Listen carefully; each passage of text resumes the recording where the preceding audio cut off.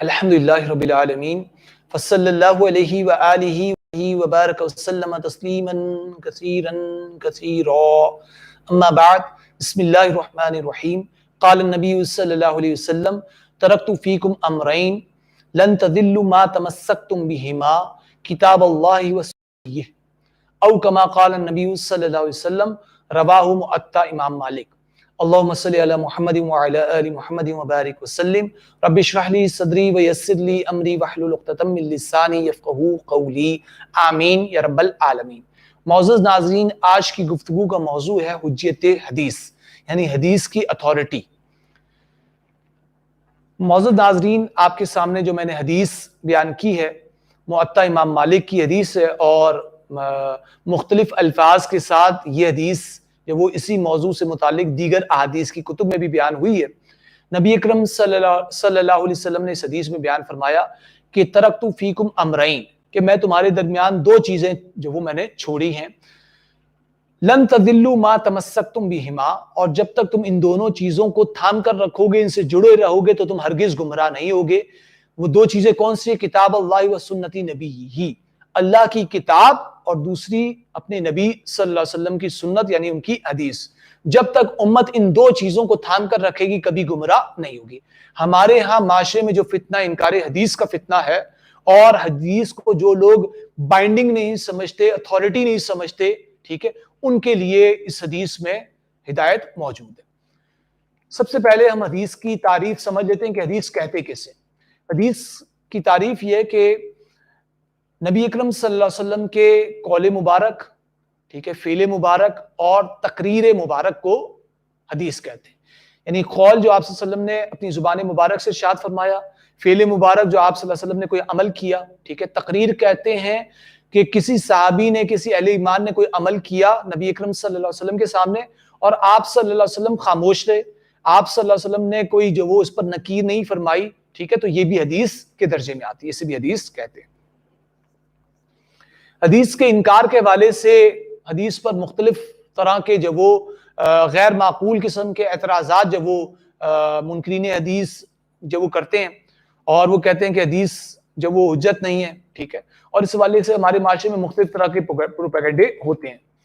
مثلا کہتے ہیں جی حدیث کی کوئی ضرورت نہیں ہے، ہمارے لیے صرف قرآن کافی ہے، معاذ اللہ، حدیث ہمارے لیے حجت نہیں ہے، بائنڈنگ نہیں ہے، ٹھیک ہے، کمپلسری نہیں ہے حدیث پر عمل کرنا، صرف قرآن کافی ہے۔ یہ ساری چیزیں گمراہیاں ہیں، ٹھیک ہے۔ ان چیزوں کو انشاءاللہ آج کی نشست میں ہم سمجھتے ہیں۔ دیکھیے قرآن مجید میں اللہ سبحانہ وتعالیٰ فرماتے ہیں کہ سورہ آل عمران آیت نمبر 32 میں، قل اطیعوا اللہ والرسول، اے نبی صلی اللہ علیہ وسلم آپ فرما دیجئے کہ اے مسلمانوں تم اطاعت کرو اللہ کی اور رسول صلی اللہ علیہ وسلم کی۔ فَإِن تَوَلَّوْا، پس اگر تم نے روگردانی کی، اطاعت سے انحراف کیا، فَإِنَّ اللَّهَ لَا يُحِبُّ الْكَافِرِينَ، تو بے شک اللہ تعالیٰ کافروں کو پسند نہیں کرتا۔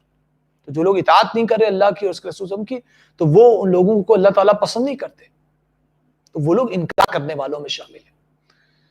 یہ تھی سورہ آل عمران کی آیت نمبر 32۔ اس کے بعد اگلی ہے سورہ آل عمران کی آیت نمبر 132۔ اس میں اللہ تعالیٰ فرماتے ہیں وَأَطِیعُوا اللَّهَ وَالرَّسُولَ لَعَلَّکُمْ تُرْحَمُونَ، اور تم اطاعت کرو اللہ کی اور رسول صلی اللہ علیہ وسلم کی تاکہ تم پر رحم کیا جائے۔ امت اگر اطاعت کرے گی اللہ کی اور رسول صلی اللہ علیہ وسلم کی، آپ صلی اللہ علیہ وسلم کی حدیث پر جب وہ ایمان لائے گی، اس پر عمل کرے گی، اس کے مطابق چلے گی، تو اللہ کی طرف سے رحمت کے فیصلے آئیں گے۔ اور اگر امت کہہ دے جی حدیث کی کوئی ضرورت نہیں، حدیث کوئی بائنڈنگ نہیں ہے، کوئی اتھارٹی نہیں ہے، صرف قرآن کافی ہے، ٹھیک ہے، تو پھر کہاں سے رحمت ہوگی؟ آج جو ہم مختلف طرح کے عذابات اور فتنوں کا شکار ہے، اس کی ایک بڑی وجہ یہ بھی ہے۔ دیکھیے قرآن مجید میں 700 سے زائد مرتبہ نماز کا تذکرہ آیا، ٹھیک ہے، اور بعض جگہ پر تو نماز کا حکم بھی آیا ہے، ٹھیک ہے، اقیموا الصلاۃ، نماز کا حکم بھی آیا ہے، ٹھیک ہے، لیکن آپ دیکھیے کہ نماز کا پورا طریقہ کامل قرآن مجید میں موجود نہیں۔ یہ کہاں پر ہے؟ یہ حدیث میں موجود ہے۔ اب جو لوگ کہتے ہیں کہ جی حدیث کی ضرورت نہیں ہے، تو پھر بھائی بتائیے پھر نماز پڑھیں گے کیسے؟ پھر اگر کوئی شخص حدیث پر اگر جو وہ کو بائنڈنگ نہیں سمجھنا، اتھارٹی نہیں سمجھنا، تو پھر کوئی شخص کس طرح نماز پڑھے گا؟ کوئی کس طرح پڑھے گا؟ تیسرا کس طرح؟ چوتھا کس طرح؟ ٹھیک ہے۔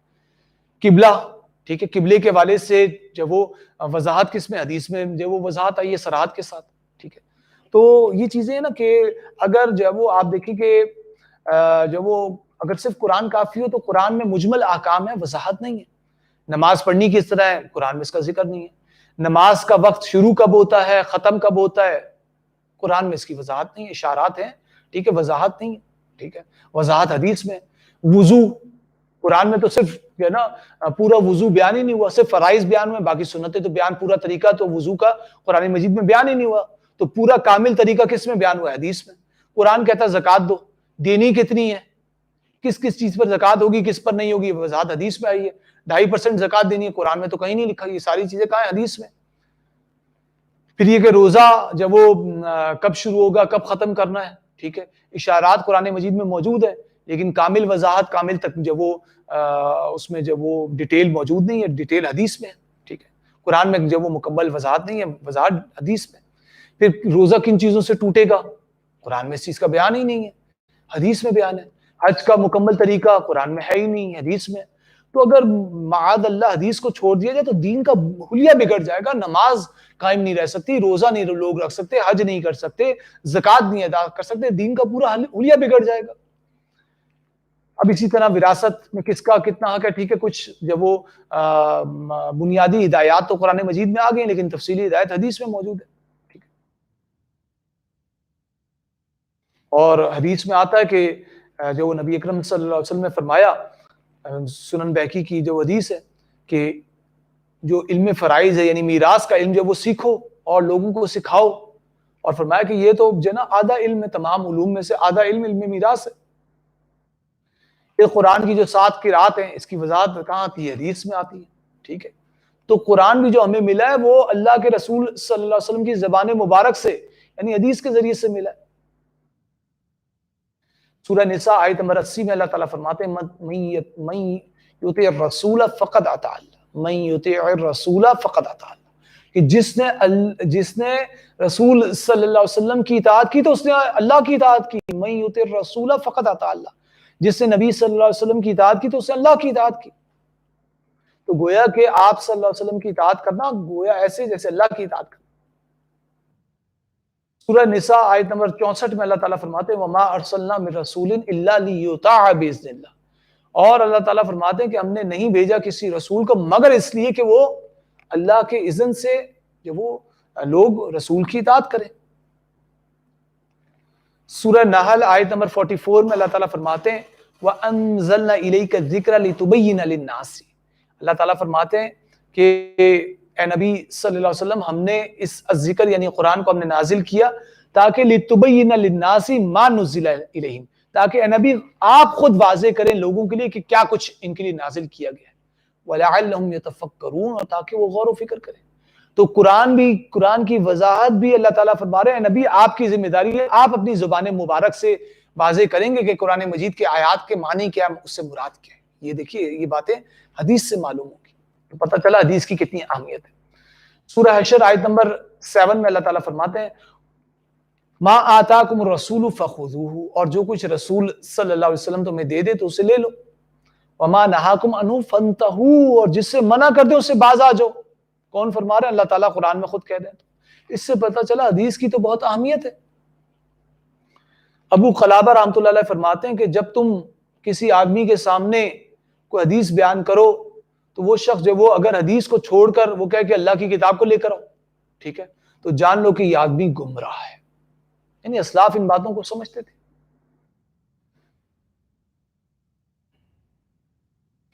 سورہ احزاب آیت نمبر 21 میں اللہ تعالیٰ فرماتے ہیں لَقَدْ كَانَ لَكُمْ فِي رَسُولِ اللَّهِ أُسْوَةٌ حَسَنَةٌ، اے مسلمانوں تمہارے لیے بہترین نمونہ ہے آپ صلی اللہ علیہ وسلم کے اسوہ میں، آپ صلی اللہ علیہ وسلم کی حیات طیبہ میں تمہارے لیے جو بہترین نمونہ ہے، بہترین اسوہ ہے.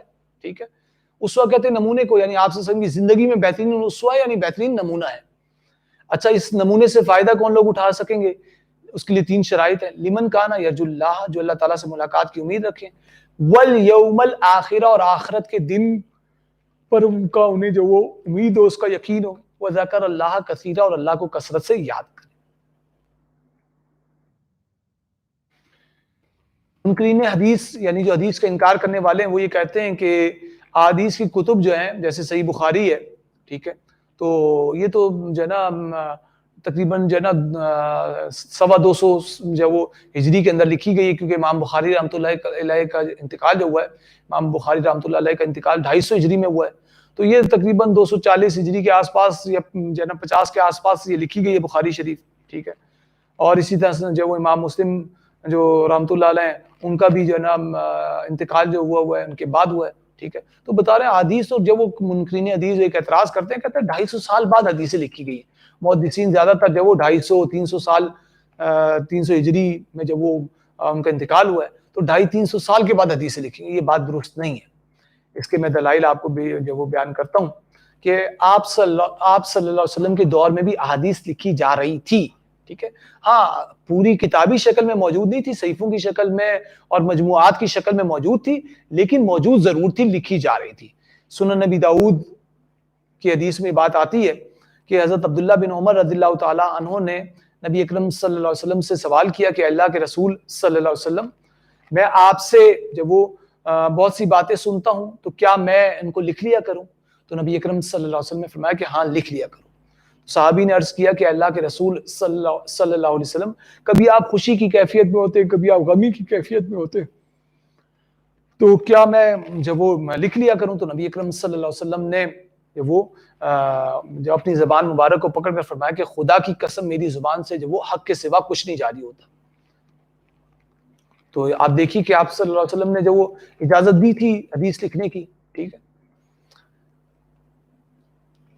صحیح بخاری کی حدیث میں آتا ہے کہ حضرت ابو شاہ یمنی رضی اللہ تعالی عنہ نے آپ صلی اللہ علیہ وسلم سے ایک مرتبہ درخواست کی کہ فتح مکہ کے خطبے میں جو باتیں انہوں نے آپ صلی اللہ علیہ وسلم سے سنی ہیں تو آپ صلی اللہ علیہ وسلم کسی صحابی سے کہہ کر یہ باتیں جب وہ لکھوا دیں. تو نبی اکرم صلی اللہ علیہ وسلم نے وہ باتیں جو وہ کسی صحابی سے کہہ کر انہیں لکھوا دی. تو دیکھیے کہ جناب یعنی آپ صلی اللہ علیہ وسلم کے دور میں جو وہ آپ صلی اللہ علیہ وسلم کے اقوال مبارک احادیث لکھی جا رہی تھی، ٹھیک ہے. یہ دلیل موجود ہے، صحیح بخاری میں موجود ہے یہ بات.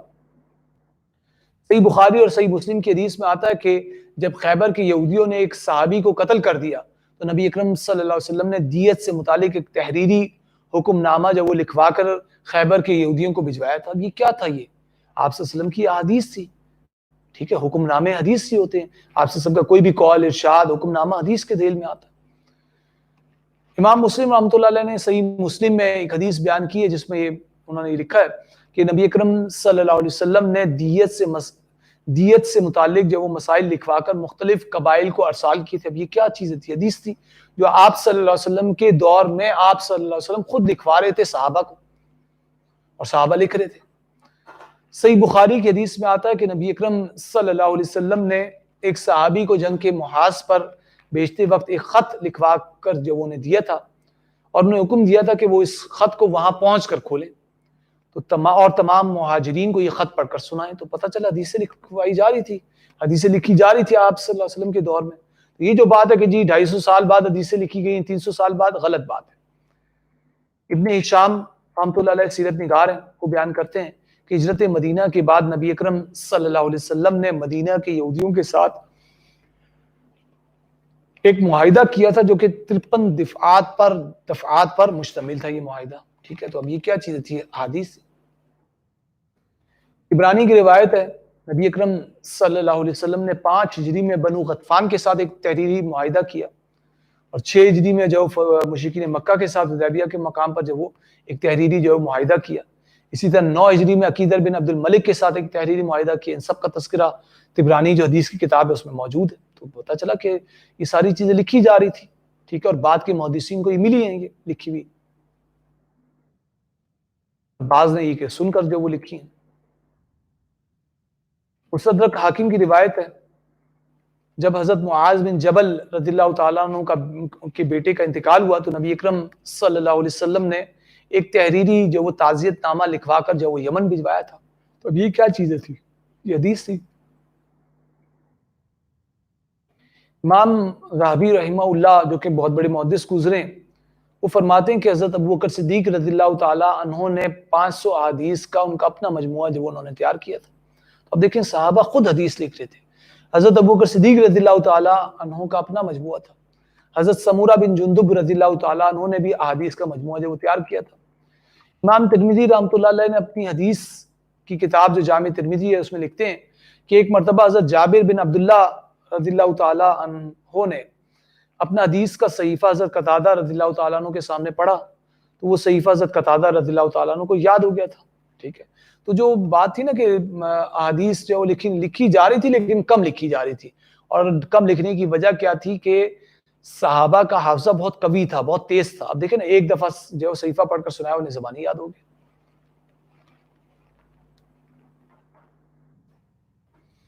امام بخاری رحمۃ اللہ علیہ نے صحیح بخاری میں کتاب العلم کے اندر وہ بیان کرتے ہیں کہ حضرت علی رضی اللہ تعالیٰ عنہ کے پاس ایک صحیفہ تھا جس میں اونٹوں کی زکوٰۃ, جراحات یعنی زخموں کا جو علاج وغیرہ ہوتا ہے, اور حدود حرم اور معاہدات کے متعلق احادیث اس میں موجود تھی.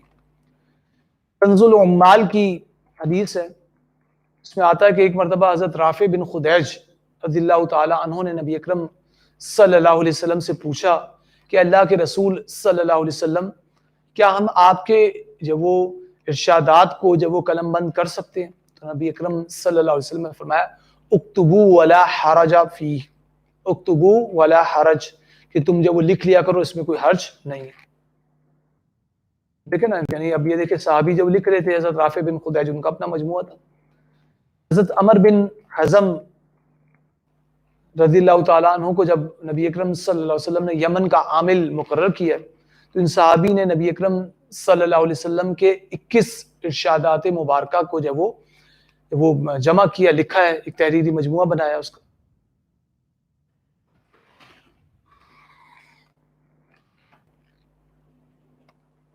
امام ترمذی رحمۃ اللہ علیہ جامع ترمذی کی کتاب البیوع میں فرماتے ہیں کہ حضرت جابر بن عبداللہ رضی اللہ تعالیٰ عنہ کے پاس احکام حج اور خطبہ حجۃ الوداع پر ایک رسالہ موجود تھا جس میں کئی احادیث موجود تھی.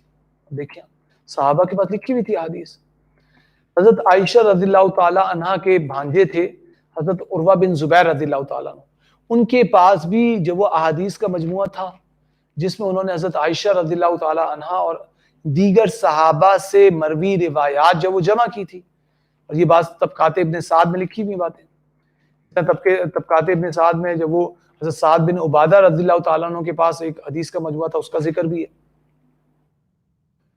تہذیب التہذیب کے اندر یہ بات آتی ہے کہ حضرت عبداللہ بن عمر رضی اللہ تعالیٰ عنہ نے اپنے شاگرد حضرت نافع کو جب وہ احادیث جب وہ املا کرواتے تھے, اور حضرت نافع جب وہ احادیث کو جب وہ لکھا کرتے تھے. امام ترمذی رحمۃ اللہ علیہ اپنی کتاب جامع ترمذی کے کتاب العلل میں بیان کرتے ہیں کہ حضرت عبداللہ بن عباس رضی اللہ تعالیٰ عنہ کے جو مشہور شاگرد تھے حضرت اکرمہ رحمۃ اللہ علیہ جو کتابی ہیں, تو ایک مرتبہ جب وہ حضرت اکرمہ فرماتے ہیں کہ ایک مرتبہ طائف کے کچھ لوگ جب وہ حضرت عبداللہ بن عباس رضی اللہ تعالیٰ عنہ کے پاس حدیث سننے کے لیے آئے تو آپ نے اپنے جزدان جب وہ نکالا اور انہیں کچھ احادیث جو وہ املا کروائی. پتہ چلا کہ احادیث لکھی جا رہی تھی. بخاری کی روایت میں آتا ہے کہ ایک مرتبہ حضرت مغیرہ بن شعبہ رضی اللہ تعالیٰ عنہ نے چند احادیث لکھ کر حضرت امیر معاویہ رضی اللہ تعالیٰ عنہ کو بھجوائی تھی.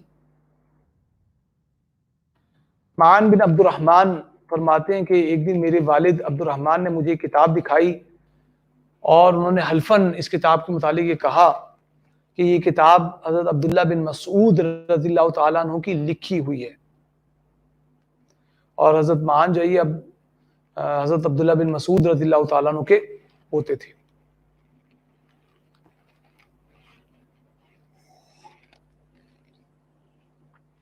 ایک مرتبہ ایک شخص نے حضرت ابو ہریرہ رضی اللہ تعالیٰ عنہ کو ایک حدیث سنائی تو حضرت ابو ہریرہ رضی اللہ تعالیٰ عنہ نے فرمایا کہ یہ حدیث تو میرے علم میں نہیں ہے. تو ان صاحب نے کہا کہ یہ حدیث تو میں نے آپ سے ہی سنی ہے, یعنی حضرت ابو ہریرہ رضی اللہ تعالیٰ عنہ سے ہی سنی ہے. تو حضرت ابو ہریرہ رضی اللہ تعالیٰ عنہ نے بڑا خوبصورت جواب دیا.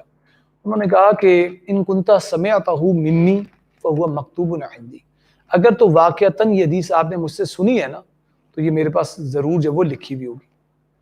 تو پھر جب وہ حضرت ابو ہریرہ رضی اللہ تعالیٰ عنہ اندر گئے اور کاغذوں کا ایک تومار جب وہ لے کر آ گئے اور اس میں انہوں نے وہ حدیث تلاش کرنا شروع کی تو مل گئی انہوں نے حدیث. تو اس سے معلوم ہوا کہ آپ دیکھیے کہ صحابہ جو ہے وہ حدیث لکھ رہے تھے, موجود تھی. حضرت ابو ہریرہ رضی اللہ تعالیٰ عنہ کے پاس خود لکھی ہوئی موجود تھی. حضرت ابو ہریرہ رضی اللہ تعالیٰ عنہ کے ایک شاگرد تھے، بہت سے ان کے شاگرد تھے، ان میں ایک شاگرد تھے جن کا نام تھا بشیر بن نحیک، جو کہ تابعی تھے. تو بشیر بن نحیک رحمہ اللہ فرماتے ہیں کہ میں نے حضرت ابو ہریرہ رضی اللہ تعالیٰ عنہ سے احادیث سن کر جب وہ میں لکھ لیا کرتا تھا. جب میں ان کے پاس سے رخصت ہونے لگا تو وہ کتاب میں نے جب وہ حضرت ابو ہریرہ رضی اللہ تعالیٰ عنہ کو دکھائی اور کہا کہ یہ کتاب میں نے آپ سے سن کر لکھی ہے، تو انہوں نے کہا کہ ٹھیک ہے.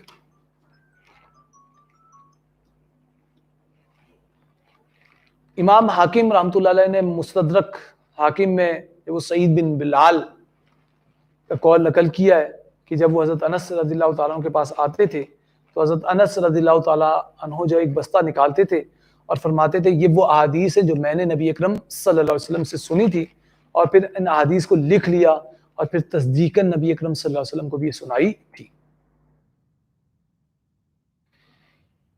امام بخاری رحمۃ اللہ علیہ صحیح بخاری کے کتاب العلم میں بیان کرتے ہیں کہ ایک مرتبہ حضرت ابو جحیفہ نے حضرت علی رضی اللہ تعالیٰ عنہ سے سوال کیا کہ کیا آپ کے پاس کوئی کتاب ہے؟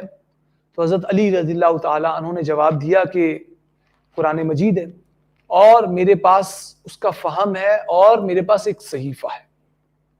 تو انہوں نے پوچھا کہ صحیفے میں کیا ہے؟ تو حضرت علی رضی اللہ تعالیٰ عنہ نے جواب دیا کہ دیت کا علم ہے، قیدیوں کو چھڑانے اور کافر کے بدلے مسلمان کو قتل نہ کرنے سے متعلق جو وہ احادیث ہے. دیکھیں صحابہ لکھ رہے تھے، یہ بات صحیح بخاری میں موجود ہے. صحیح بخاری کی روایت میں آتا ہے کہ حضرت عبداللہ بن عمر بن عاص رضی اللہ تعالیٰ عنہ جو بھی بات نبی اکرم صلی اللہ علیہ وسلم سے سنتے تھے اسے لکھ لیتے تھے، اور جو مجموعہ انہوں نے تیار کیا تھا اس کا نام تھا صحیفہ صادقہ. ٹھیک ہے، یہ صحابی کا اپنا صحیفہ تھا، اور اس صحیفے میں کئی ہزار احادیث موجود تھی.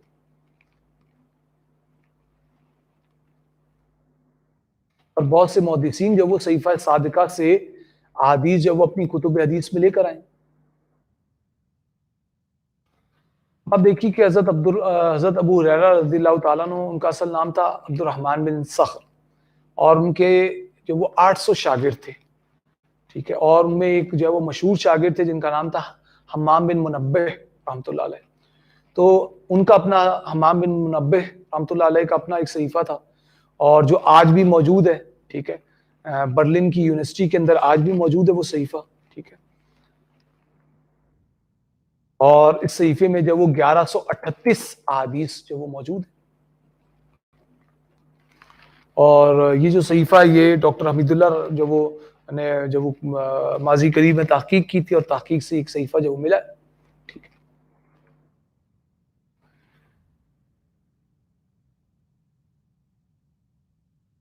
تو ان تمام باتوں سے بات ہمارے سامنے آئی کہ نبی اکرم صلی اللہ علیہ وسلم کے دور میں احادیث جو وہ لکھی جا رہی تھی. ٹھیک ہے، ایسا نہیں تھا کہ حدیث جو وہ لکھی نہیں جا رہی تھی. ٹھیک ہے، احادیث موجود تھی، لکھی جا رہی تھی. ٹھیک ہے، اگرچہ جب وہ ایک اور اعتراض یہ بھی کیا جاتا ہے کہ نبی اکرم صلی اللہ علیہ وسلم نے حدیث لکھنے سے منع فرما دیا تھا. یہ جان لیجیے شروع میں نبی اکرم صلی اللہ علیہ وسلم نے منع فرمایا تھا.